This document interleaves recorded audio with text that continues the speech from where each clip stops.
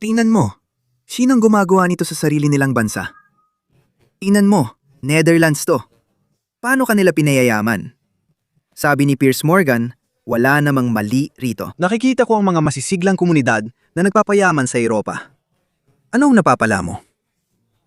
Sila ay pabigat sa inyong ekonomiya pagdating sa benepisyo. Habang nagtatrabaho at nagbabayad ng buwis ang mga Dutch, sila naman ay pumupunta roon at nagpaparami ng anak. Paano hindi ka magagalit?